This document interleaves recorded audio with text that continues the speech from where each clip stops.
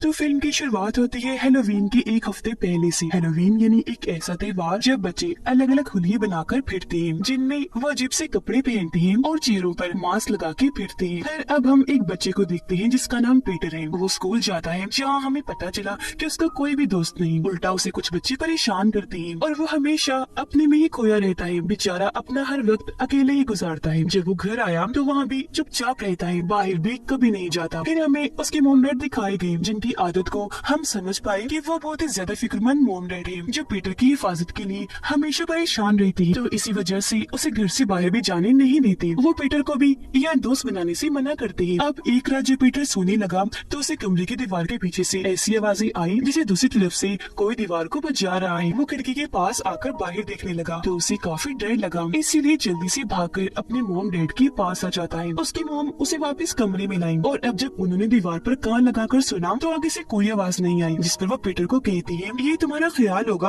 और कुछ नहीं, इस बारे में इतना ना सोचो और सो जाओ। अगले दिन पीटर जब स्कूल गया तो आज उनकी नई टीचर आई थी। वो जब पीटर को देखती है तो ये महसूस करती है कि वो डरा सहमा बैठा है, तो उसके साथ जुड़ने की कोशिश करती है क्योंकि जाहिर है वो एक टीचर थी जो अपने स्टूडेंट को संभाल सकती है। अब रात को घर पर जब पीटर अपने मोम डैड के साथ खाना खा रहा था तो उनको कहता है कि हैलोवीन आ रही है तो मैं भी बाहर जाना चाहता हूँ और ट्रिक और ट्रीट गेम खेलना चाहता हूँ क्योंकि बाकी बच्चे भी वहाँ जाएंगे। अब ये सुनकर उसकी मोम साफ साफ मना कर देती है कि नहीं तुम कहीं नहीं जाओगे, जिस पर यहाँ उसके डैड एक हादसे के बारे में बताने लगते हैं कि जब पीटर तुम पैदा भी नहीं हुए थे तो इसी टाउन की एक बच्ची हैलोवीन की रात को ट्रिक और ट्रीट गेम खेलने के लिए निकली थी, पर अचानक वो लापता हो गई और बस तभी से हम उस हादसे की वजह से डरे हुए हैं। यही वजह है कि तुम्हें बाहर कहीं भी जाने नहीं देते। सारी बातें सुनने के बाद पीटर अपने कमरे में आ जाता है सोने के लिए, जहाँ दिखाया गया कि कोई कमरे की दीवार को दूसरी तरफ से इधर की तरफ पुश कर रहा है, इन्हें धकेल रहा है क्योंकि वहाँ से दीवार बाहर उभर रही थी। जिसके साथ ही पीटर को वहाँ से एक लड़की की आवाज सुनाई देने लगी जो उसका ही नाम बार बार पुकार रही थी, पीटर पीटर इधर आओ मेरे पास, मेरी बात सुनो, मदद चाहिए। जो सुनकर तो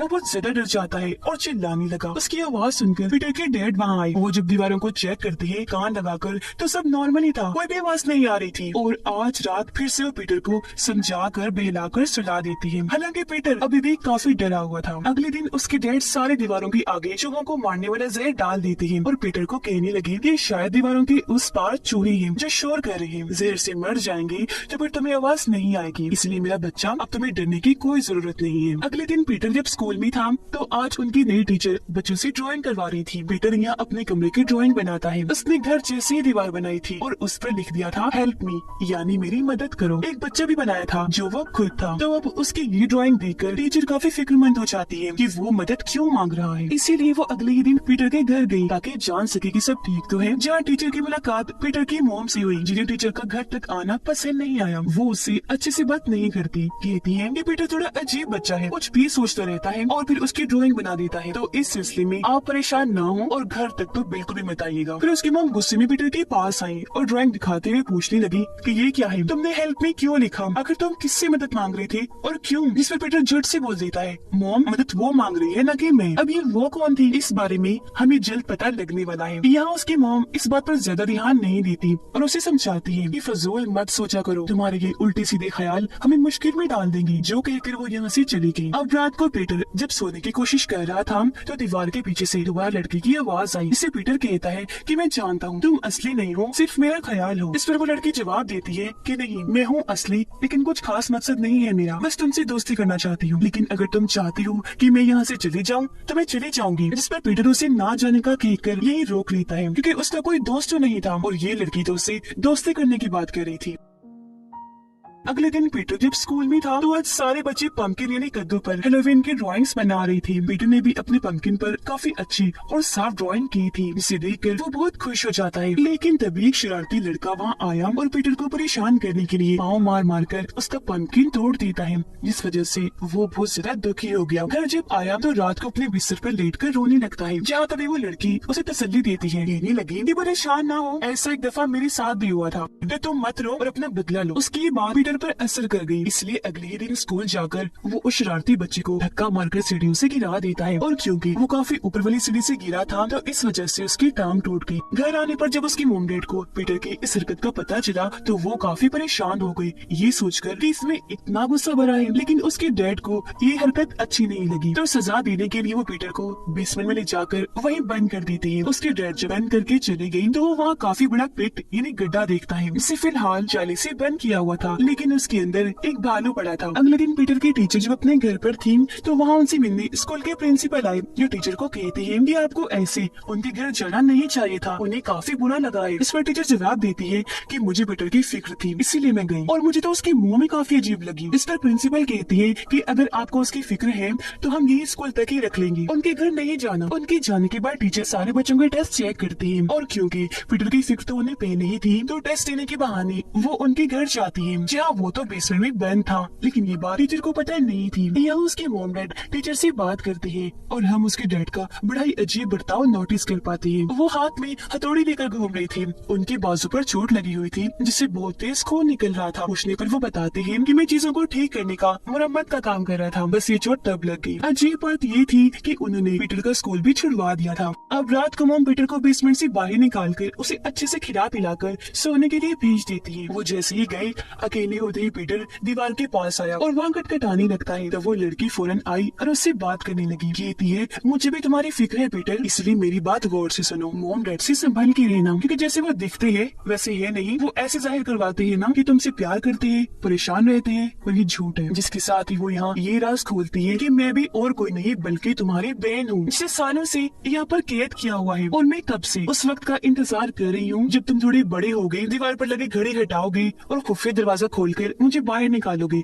जिसके बाद मैं आजाद हो जाऊंगी। अब पीटर उसकी बातें सुनकर काफी हैरान रह गया, लेकिन उसे इन बातों पर इतना यकीन नहीं आ रहा था, इसलिए वो उसे कहता है कि अगर तुम सच में हो तो मैं तुम्हें देखना चाहता हूँ। जिस पर लड़की जवाब देती है कि नहीं देख पाओगे, डर जाओगे, क्योंकि सालों से यहाँ रहने की वजह से मैं बहुत अजीब दिखने लगी हूँ, काफी बदसूरत। अब पीटर ने जब ना डरने की बात की तो लड़की उसे कहती है अच्छा फिर दीवार भी बनी छोटे से सुराग से देखो। अब जब पीटर ने सुराग से देखा तो वो उस लड़की की बड़ी सी आँख को देखता है जो सच में डरावनी लग रही थी। इसे देखकर वो भी डर जाता है। अब वो लड़की कहती है कि मेरे भाई हमारे मॉम डैड बहुत बुरे हैं, वो इतने जालिम हैं कि उन्होंने ही मुझे यहाँ पर कैद किया, और तुम भी क्योंकि उनके बच्चे हो तो तुम्हारे साथ भी वो ऐसे ही करेंगी, तो जरा अपना ख्याल रखना। अब जाहिर है ये सारी बातें सुनकर पीटर काफी घबरा गया। उसे पता नहीं था कि मेरी बहन है ये झूठ बोल रही है। वो इस अनजान ताकत और अनजान आवाज की बातों से बस परेशान हो गया था, इसीलिए उसे अपने मॉम डैड के पूरे होने के सपने आने लगे, जैसे वो उसे डरा रही है, नुकसान पहुँचाना चाहती है। पर हर बार जब भी पीटर डर कर जागता था तो उसकी मॉम आकर उसे संभाल लिया करती थी और हमेशा उसे समझाती रहती थी। अगले दिन जब अपने कमरे में लेटा था तो लड़की उससे बात करती है, कहती है मॉम डैड को तुमसे कोई काम है लालच है, और जब तुम उनके किसी काम के भी नहीं रहोगे तो वो तुम्हें भी उठाकर या कैद कर देंगे या मारकर दफन कर देंगे। और अगर तुम्हें यकीन नहीं आ रहा तो सहन में जाओ और जमीन खोदकर खुद ही देख लो। अब जब पीटर ने जमीन खोदकर देखा तो वहाँ उसे किसी का स्केलेटन यानी ढांचा मिला, जिसमें लड़की पीटर को बताती है कि सालों पहले एक बच्ची हैलोवीन की रात ट्रिक और ट्रीट गेम के लिए हमारे घर आई थी। मैंने उससे मदद मांगना चाहिए, लेकिन पहले ही मॉम डैड ने पकड़कर उसे मार दिया ताकि वो बाहर जाकर मॉम डैड का राज सबको न बता दे कि वो कैसे माँ बाप है, और आइंदा से मैं भी किसी से मदद ना मांगू, जिससे हम समझ पाए कि सालों पहले जो बच्ची गायब हुई थी वो आखिर गई कहाँ थी। अब इन सारी बातों की वजह से पीटर अपने टीचर को कॉल करता है मदद के लिए, क्योंकि वो अपने ही मॉम डैड से डर चुका था। लेकिन कॉल दूसरी तरफ से उसकी मॉम उठा लेती है और टीचर को फोन करने से मना करके उस पर गुस्सा करने लगती है। वो जब कमरे में आई तो उन्हें भी दीवार पर बने सुराग के बारे में पता चल गया। वो काफी डर गई, घबराते हुए कहने लगी कि आखिर उस लड़की ने पीटर से क्या कहा होगा। अब अगर कुछ भी गलत हुआ तो हमारे बच्चे के साथ ही होगा, जो हम नहीं चाहते। अब यहाँ ये बात समझ से बाहर थी कि अगर इस लड़की को मॉम डैड ने दीवार के पीछे कैद किया तो यहाँ पीटर की मॉम उससे इतना क्यों डरेंगे। फिर वो घबराई रहती है। रात को लड़की पीटर से बात करती है, कहने लगी कि मैंने मॉम डैड को बात करते हुए सुना है, उन्होंने फैसला किया है कि वो तुम्हें भी मार देंगे। जब तुम्हें जल्द कुछ करना होगा ताकि ऐसी मॉम डैड से तुम्हारी जान छूट जाए। थोड़ी देर के बाद पीटर टेबल पर बैठकर अपने मॉम डैड के साथ खाना खा रहा था, जहाँ उसके डैड को अचानक ही अजीब सा महसूस हुआ। सूप का जायका भी उन्हें बदला सा लग रहा था। वो ये भी नोटिस कर लेती है कि पीटर तो कुछ भी नहीं खा रहा, इसलिए घबराते हुए उससे पूछते हैं क्या किया तुमने। इस पर वो जवाब देता है ज्यादा कुछ नहीं, बस आपने मेरी बहन को दुख दिया, तकलीफ पहुंचाई, तो बस उसका बदला लिया। ये सुनकर उसके डैड काफी चौंक गए क्योंकि सारा माजरा समझ गए थे और फौरन उन्हें खून की उल्टियां होने लगती हैं। असल में पीटर ने उस लड़की के कहने पर मोम डैड के खाने में जहर मिला दिया था, जिससे उसके डैड तो वही मौके पर ही मारे गए। यहाँ उसकी मोम हाथ में चाकू उठाकर पीटर की तरफ आने लगी तो वो उन्हें धक्का दे देता है, वो गिर गई। अब यहाँ हैरान करने वाली बात ये थी कि पीटर की मोम ने उसे मारने के लिए नहीं बल्कि उसे बचाने के लिए चाकू उठाया था, क्योंकि अब पीटर ने लड़की की आवाज पर दीवार पर लगी घड़ी हटा दी थी और वो खुफिया दरवाजा भी खोल दिया था, जिससे वो लड़की जो इतनी देर से मासूम बनी हुई थी, मासूमियत से बात कर रही थी, जिसे उस जैसा कोई अच्छा नहीं, वो अचानक ही मॉन्स्टर जैसी आवाज में हंसने और बोलने लगती है। वो फौरन बाहर आई जो सच में बहुत बदसूरत मॉन्स्टर जैसी ही दिख रही थी, जिससे पीटर डर गया, फौरन अपने कमरे में भाग जाता है और बेड के नीचे आकर छुप गया। अब यहाँ इत्तेफाक ये हुआ कि वो शरारती लड़का अपने 3 दोस्तों के साथ यहाँ आ जाता है पीटर से बदला लेने के लिए, लेकिन घर में तो पहले ही मॉन्स्टर घूम रही थी। वो इन सबको बड़ी चालाकी से अपने जाल में फंसा कर हमला कर देती है और बड़ी बेरहमी से मार डालती है। एक के जिस्म को ही उसने चीर दिया था तो एक का सरे जिस्म से उखाड़ कर अलग कर दिया था, एक को मारकर उसकी हड्डियां तोड़कर अलमारी में बंद कर दिया था, एक को उठाकर पटक पटक कर मारा था, जो चीज बहुत दर्दनाक है। पीटर अपने कमरे में छुपा हुआ था, बचने की कोशिश कर रहा था। इन सबको बेरहमी से मारने के बाद वो लड़की दीवारों और छतों पर उल्टा चलना शुरू कर देती है, जिससे अब वो और ज्यादा भयानक दिख रही थी। अब जब टीचर को पीटर के बारे में पता चला तो वो काफी फिक्रमंद हो गई और उसकी मदद के लिए उसके घर आ रही थी। अब पीटर जब बेड के नीचे छुपा हुआ था तो बेड के ऊपर वो मॉन्स्टर बैठी हुई थी, जो अब यहाँ अपनी कहानी बताने लगी।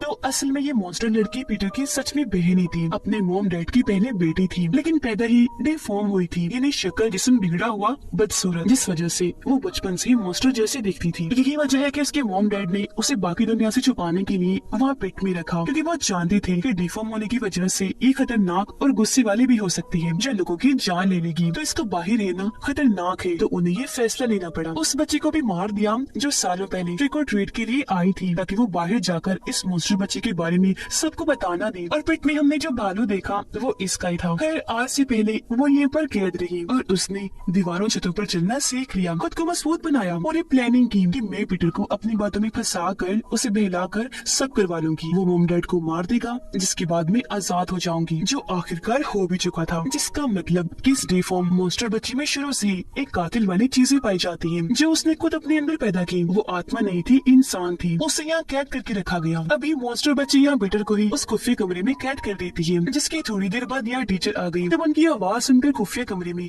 दीवारों के पीछे से वो उन्हें आवाज लगाने लगा, तो टीचर जल्दी से वहाँ आकर दीवार तोड़कर उसे बाहर निकाल ही देती है। लेकिन तभी मॉन्स्टर लड़की यहाँ आकर दोनों पर हमला कर देती है। वो पीटर को पिट में फेंक कर बाहर टीचर से लड़ने लगी, लेकिन पीटर यहाँ होशियारी करता है। वो उसके लंबी लंबी बालों को पकड़कर ऊपर आने की कोशिश करने लगा। फिर अपने टीचर की मदद से दोबारा उसे पिट में फेंक कर उसे वहाँ पर कैद कर देता है। इस सब के बीच हमने ये देख लिया कि वो लड़की असल में पीटर से नफरत करती है, हालांकि वो उसका भाई है। नफरत करने की वजह ये थी कि पीटर हर लिहाज से ठीक था, प्यारा भी था, लेकिन वो लड़की मॉन्स्टर जैसे दिखती थी। माँ बाप के उस प्यार के लिए वो बचपन से तरस रही थी, जो उसकी जगह पीटर को ही मिल रहा था, क्योंकि हर चीज की गवाह वो खुद थी। सब सुन सकती थी, देख सकती थी, जो चीज उसे बहुत दुख दिया करती थी। यही वजह है कि उसके मॉम डैड हमेशा पीटर के लिए परेशान रहती थी, क्योंकि वो जानती थी कि हमने अपने ही घर में बहुत बड़ा राज छुपा के रखा हुआ है। असल में वो बच्ची जो यहाँ आई थी उसे मॉम डैड ने नहीं बल्कि पीटर की इस मॉन्स्टर बहन ने मारा था, तो इसलिए मॉम डैड ने उस बच्चे को यहाँ ही दफना दिया, ताकि ये बात यही राज बनी रही, इस बारे में किसी को पता ना चले। ऐसा करने के बाद उन्होंने अपने डिफॉर्म बच्चे को भी बेसमेंट वाले पिट में बंद कर दिया, ताकि वो पीटर को कभी भी नुकसान न पहुँचा दे। अब पिट बंद होने के बाद वो पीटर को कहती है कि चाहे तुम या मैं कहीं भी चले जाएं, लेकिन मैं तुम्हारा पीछा नहीं छोड़ूंगी। मेरा जो मिशन अधूरा रह गया है वो पूरा होगा, यानी कि आगे कभी भी मौका मिलने पर मैं तुम्हें खत्म कर दूंगी। ये बातें सुनकर पीटर काफी डर गया और हमेशा ही हम उसके पीछे उसकी बुरी मॉन्स्टर बहन को देख पाए। इसे पीटर महसूस करता था और सोचता था कि वो कभी भी मुझे खत्म करने आ सकती है, और क्योंकि अब वो अकेला रह गया था तो टीचर उसे गोद ले लेती है। इस फिल्म की कहानी यहीं पर खत्म हो जाती है।